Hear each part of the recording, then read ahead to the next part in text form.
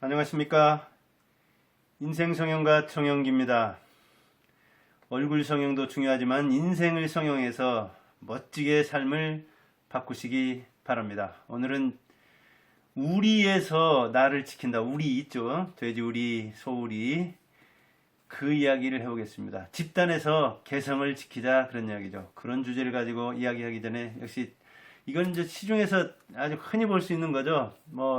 포장도 안 뜯었는데 아주 실용적으로 쓸 수 있는 플라스틱으로 된 민자 필통입니다. 이런 게 참 그냥 쓰기에는 좋죠. 이렇게 꽂아 놓으면 되니까요. 함부로 쓸 수도 있고 나눠져도 깨지지도 않고, 이렇게 사람도 아주 쓸모가 많고 정말 자신을 이렇게 뭐랄까요, 용도 많게 다듬는 수도 있죠. 이것도 인생이고 저것도 인생이죠. 우리 안에 갇혀 사는 사람으로서 거기에서 나를 지킨다. 이 심리학자들이 원숭이 실험을 해본 게 있습니다. 원숭이를 이렇게 우리 속에다 가둬놓고 거기서 이제 위에서 뭐랄까 따먹을 수 있는 걸 매달아 놓고 그 먹이를 막 올라가서 따먹으려고 하면은 직전에 물 뿌리고 했습니다. 그러니까 몇 차례를 그러면은 거기 있는 원숭이들은 먹이를 따로 이렇게 올라가려고 하지를 않았습니다. 그 중에 이제 이렇게 교대를 시키면, 그러면 이미 있는 원숭이들이 그 새로 들어온 원숭이가 따로 이렇게 올라가려고 하는 그것을 막 발을 잡고 말려가지고, 그게 이제 몇 번 이렇게 교체가 이루어지면은 정말 전부 다 물세를 받은 기억도 없는데, 그런 경험도 없는데도 전부 다 저 위에 올라가서 저 먹이를 먹으면 문제가 있으니까 안 된다는 그런 문화가 형성돼 가지고, 그렇게 학습된 문화 때문에 누구도 거기 올라가서 먹이를 따먹으려고 하지 않는다고 합니다. 이게 우리 안에 갇힌 사람들의 어찌 보면 비극이죠. 자기들이 전혀 경험하지 않은 세계인데도 스스로 그런 문화를 형성해 가지고 윗대한테, 다른 원숭이들한테 그런 문화를 전수받아서 그대로 지키는 거죠. 어찌 보면 문화나 고정관념 중에 잘못된 것이 많을 수 있는데, 그것을 혁파하지 못하는 것은 우리가 이 원숭이들처럼 진짜로 경험도 안 해봤는데, 실제 자기가 겪지도 않았는데 오랫동안 전에 내려온 그 습관을 믿고, 그 우리에 정말 우리가 사라졌는데도, 새장이 열렸는데도 새장이 계속 같이 갇혀서 살던 새는 날아가지 못하는 것처럼, 우리가 사라졌는데도 밖으로 못 나가는 측면이 있습니다. 우리가 어찌 보면 그렇게 사는 측면이 있습니다. 우리 해놓은 게 바로 그럽니다. 이게 우리가 모인 것이기도 하지만, 그런 우리라는 뜻을 지니고 있다는 것을 생각해 볼 때, 우리가 가지고 있는 모임, 단체, 조직, 직장, 그 테두리가, 울타리가 나를 가두고 있는 건 아닌가 한번 생각해 볼 필요가 있어서 오늘 방송을 하는 겁니다. 자, 그러면 우리는 뭘로 형성합니까? 정으로, 돈으로, 피로, 꿈으로, 담으로, 개로, 무슨 회로, 참 많죠. 전부 다 이런 데 보면 무슨 위원회 얼마나 많습니까? 그리고 그냥 모이면 어디 가서 한 번 2년만 있으면 모이고, 그리고 엉성한 모임까지 따지면 인터넷상에서 채팅 이런 것 저런 거 하면서 스쳐가는 사람들 그 인연도 못 끊어가지고 얼마나 모임이 많습니까? 이런 게 다 우리가 되는 거죠. 우리. 더 나아가면 우리나라 사람 전체가 이모고 고모고 삼촌이니까 국가, 나라국, 집가 그러잖아요. 근데 그 집도 남자 건 크죠. 되게 남자는 이제 가 해가지고 일가를 이룰 때 집같이 쓰지만, 여자들은 되게 실, 방 이렇게 쓴 측면이 있거든요. 물론 신사임 당, 거기서도 보듯이 그 당이라는 것은 조금 작은 개념입니다. 이게 큰 개념으로서는 이제 남자들은 무슨 헌, 무슨 제 이렇게 그 호나 이런 데 붙는데, 되게 하여간 안쪽에는 그래서 내실 여자, 바깥쪽에는 사랑방이나 무슨 뭐 그 거실이나 그 큰 되게 이제 그렇게 집도 구분했습니다. 방 개념이 여자라면 집 개념은 남자, 그렇게 규모랄까 이런 걸로 구분하는 측면이 있었습니다. 아무튼 그 속에 우리는 갇혀 살았던 거죠. 집도 우리요, 그러니까 직장도 우리요, 나라마저도, 그럼 나라 국자 쓸 때도 이게 보면 큰 테두리를 두르잖아요. 그 안에 있는 사람들, 그런 거죠. 그리고 서울도 지방도 이렇게 다 우리가 되는 거죠. 그럼 우리는 거기 갇혀 사는 거예요. 그러다 보니까 우리는 하나다. 그런 노래도 있죠. 우리는 하나. 짬뽕으로 통일 하면 누가 이의를 제기 못하죠. 특히 위에서. 그래서 점심 때 뭐 먹을까 고민할 필요도 없죠. 위에서 골라주니까. 근데 거기에서 아니 저는 짜장 먹을래요. 저는 우동이요. 그러면 야들이 내 뜻을 어기네. 내가 짬뽕 먹자는데 짜장 먹자는데 얘들이 따지고 들고 하극상하는 거 아니야, 이렇게 생각할 수가 있습니다. 아니, 취향마저도 우리는 통일해야 한솥밥 먹는다고 생각한다는 이야기예요. 같은 밥 먹어야 되고 같은 국 먹어야 되고. 식구가 바로 그런 개념이잖아요. 먹고 사는 입, 먹는 입. 그러다 보니까 우리는 하나가 억지로 되는 측면이 있어요. 아까도 얘기했지만 피나 돈이나 꿈이나 여러 가지로 이렇게 하는데 이게 이제 엉켜 있는 거예요. 돈이 세다 보니까 피마저도, 이 혈연마저도 돈이 훼손하는 측면도 있고 그러죠. 근데 우리가 하나 되려면 사실은 아래에서 위를 섬겨야 되는 거예요. 권위라는 것은 교권이다 하면 교사가 교권을 가지고 있는 게 아니라 아래에서 가르치는 권위를 부여해야 되죠. 부권이다. 누가 줬습니까? 하늘이 줬습니까?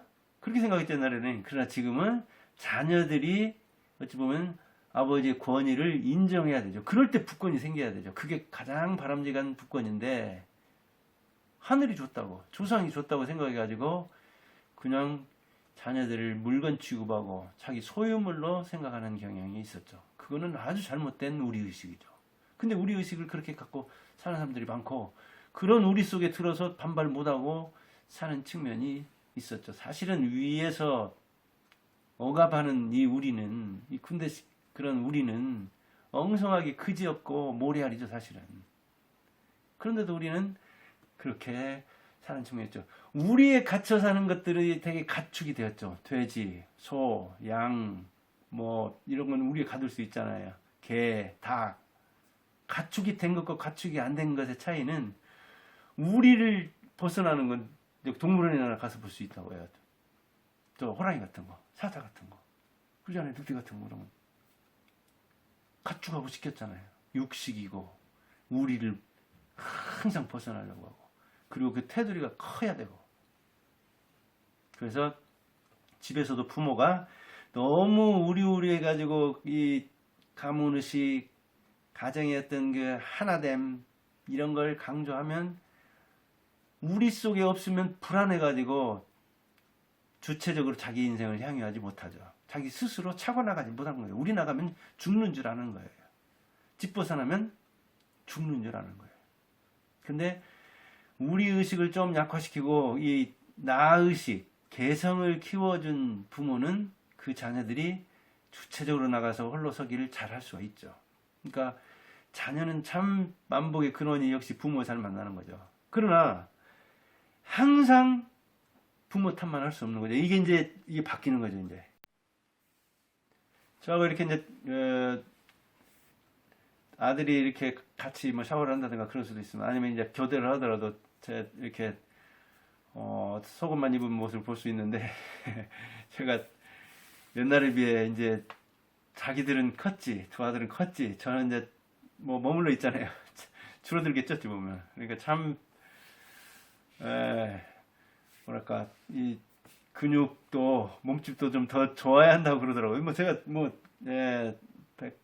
180, 한 179인가요? 거기에 73kg 안팎이니까 그렇게 뭐 호리호리한 건 아닌데 자기들 하체에 비해서 그런 거 내가 하는 게 아니라 너희들이 좀 뚱뚱한 거다.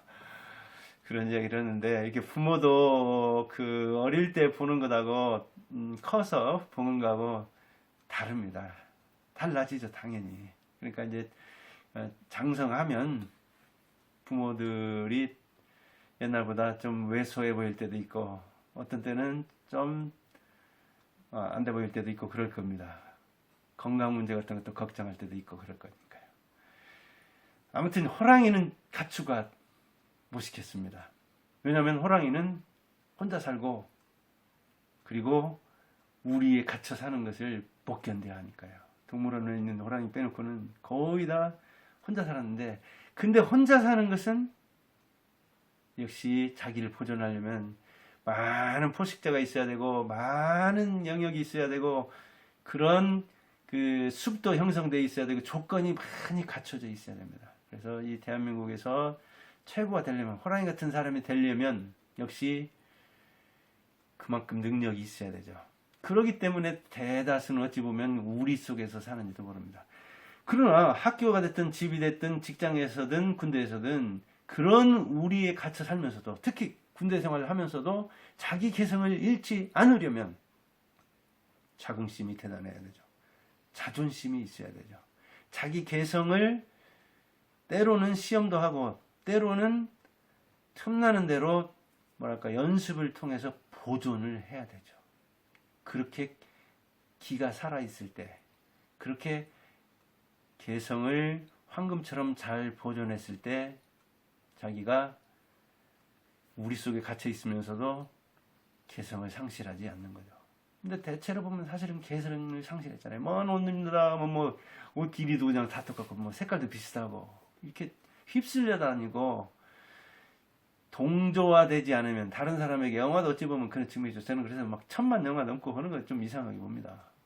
자기가 판단해서 정확히 선택을 한다면은 그런 일이 있으면 안 되는데, 휩쓸려서 동조하니까, 다른 사람이 경험한 것은 자기도 경험을 해야 되니까, 혼자 사는 것을 불안해하니까 그렇게 휩쓸려 다니는 거 아니냐, 그런 생각을 갖거든요. 그래서 저는 아니면 아니다, 5천만 명이 다 봐도 나는 아니다 할 때는 그런 생각도 가져야 됩니다. 그럴 때 자기가 설정한 울타리에 살 필요도 없고, 남들이 만들어 놓은 우리 속으로 들어갈 필요도 없는 거죠. 진짜 그 중요한 사람은 자기가 있는 시공을 어찌 보면 자유로운 것으로 만듭니다. 그래서 어떤 사람은 감옥에서 최고 자유를 만끽했다, 그런 사람도 있잖아요. 그리고 감옥에서 정말 그 대학을 다닌 셈이라고, 공부를 많이 했다고, 그리고 마음의 평화를 찾았다고, 그리고 인터넷으로부터, 이 스마트폰으로부터 벗어나서 온전한 자기와 만났다고. 교회보다도 지금 서울 시내도 보면 명상센터가 많다고 할 정도인데, 어디 꼭 가야 되고 다른 사람들하고 꼭 같이 모여서 명상을 할 필요 있습니까? 자기 혼자 해도 되잖아요. 그런데 감옥 독방에서 그런 걸 했노라고 하는 사람들도 있잖아요.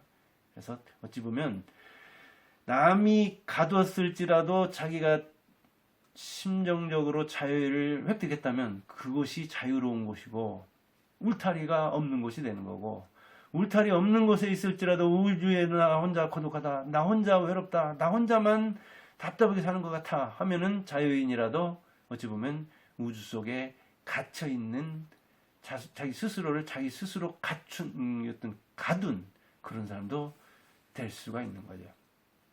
서울에 살면 모든 게 좋냐? 서울에 자극받을 수 있고 자원도 많고 문화적인 그 향유처도 많고 그러니까 좋은 점도 있지만, 어찌 보면 요즘처럼 이 지식근로 시대에는 지방에서 교통, 통신 이런 것 때문에 못할 게 없잖아요, 어찌 보면. 그리고 같은 울타리가 서울처럼 너무 크면은 같은 울타리 서울에 있으니까 만나자 하지만은 지방에서는 좁은 데서 만나니까 금방 만날 수도 있잖아요. 그래서 이 시공간이라는 이 울타리도 어찌 보면 한 곳이 서울과 이 지방이 상하 개념이어가지고 좋고 나쁘고 그런 걸 떠나서, 물론 이제 여러 가지를 따지면 좋으니까 서울로 사람들 많이 모여들고 일자리 때문에 모여들지만, 그렇게 자기가 있는 곳을 자기의 어떤 보금자리, 자기의 일터로 생각하고 자기 자유인이 자유를 만끽할 수 있는 곳, 창의적인 어떤 일을 할 수 있는 곳, 그렇게 생각한다면 별 문제가 없지요. 예, 오늘은 우리 속에서 나를 지키자. 조직 속에서 개성을 지키자. 그럴 때에 어떤 억압도 자기가 자유로운 상태를 유지할 수 있다. 어떤 좁은 곳에 들어가서도 자기가 자유를 누릴 수 있다. 그런 이야기를 해봤습니다. 어찌 보면 참 철학적인 측면도 있지만, 예, 그런 마음 상태를 유지한다면 몸도 자유로울 것입니다. 정용기 TV 정용기가 알려드렸습니다. 감사합니다.